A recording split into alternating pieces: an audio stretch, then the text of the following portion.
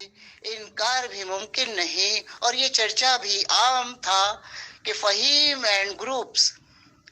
اور یہ چرچا بھی عام تھا جو کہ سننے میں آتا رہا،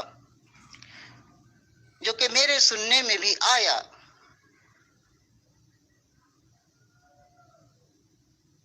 کہ امن و امان قائم رکھنے والے اداروں کے لیے یہ لوگ شروع سے ہی تکلیفوں کا باعث بنے رہے، اور اس حقیقت سے انکار بھی ممکن نہیں کہ فہیم اینڈ گروپس ناخواندہ، کم تعلیم یافتہ اور یا پھر گن پوائنٹ پر سند یافتہ لوگوں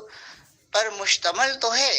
مگر ان سب کے کرائمز کرنے کے انداز انتہائی فول پروف اور سائنسی ہونے کے ساتھ ساتھ اگر انہیں کرائمز میں پی ایچ ڈی ہولڈر کہا جائے تو یہ غلط نہ ہوگا، اور اس لیے اور یہی وجہ ہے کہ یہ لوگ ابتدا سے ہی قانون کی گرفت سے آزاد رہے۔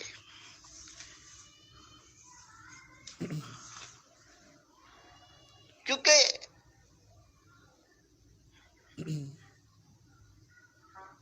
اور پھر سونے پہ سہاگا یہ کہ بھتہ خور، دہشت گرد اور ٹارگٹ کلر ٹیم یعنی خالد چوہان ٹیم، اور ڈکیٹوں اور کٹ پرسوں کے معروف سرغنہ محسن اور ان کی ٹیم یعنی محسن اینڈ گروپس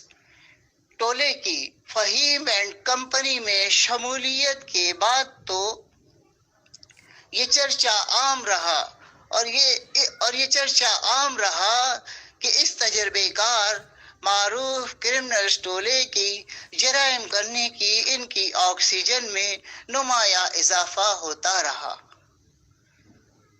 اور جس کے سبب لوگوں کے دلوں میں ان کا خوف اور دہشت بڑھتا ہی چلا گیا، اور پھر زمینوں پر قبضے،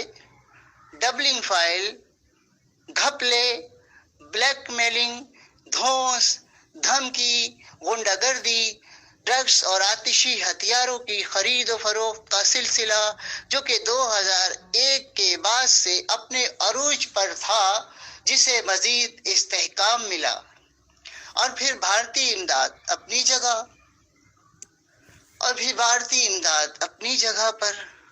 اور بھارتی سفارت خانوں کے لوگوں کے ساتھ بھکاریوں کے بھیس میں راک ایجنٹ ان کے اسپیشل گیسٹ نظر آئے، یعنی مہمان خصوصی، اور یہ تمام تو وہ سچائی تھی جو کہ 2012 سے 16 کے دوران پبلک پلیس پر ہر خاص و عام سے میں سنتا چلا آیا، اور جنہیں میں جانتا بھی نہیں تھا، اور جیسا کہ آپ سب کے علم میں ہے کہ انڈیا کے حامی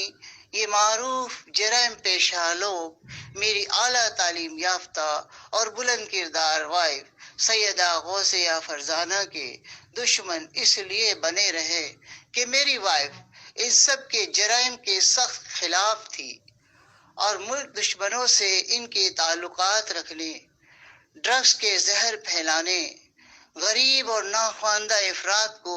جرائم کی راستے پر ڈالنے اور ملکی سالمیت کے خلاف کام کرنے کے ان کے غلیظ عمل کی میری وائف شدید مذمت کرتی رہی، تو ان سب نے مورخہ 29 اور 30 ستمبر 2019 کو غیر انسانی، غیر اخلاقی اور غیر قانونی عمل کر کے بڑی بے-رحمی کے ساتھ میری مرحومہ وائف سیدہ غوثیہ فرزانہ کو اس کے والد صاحب کے مکان نمبر R945 KDA employees Korangi Karachi سے بڑی بے-رحمی کے ساتھ بے دخل کر دیا، اور جس کی درخواست میری وائف نے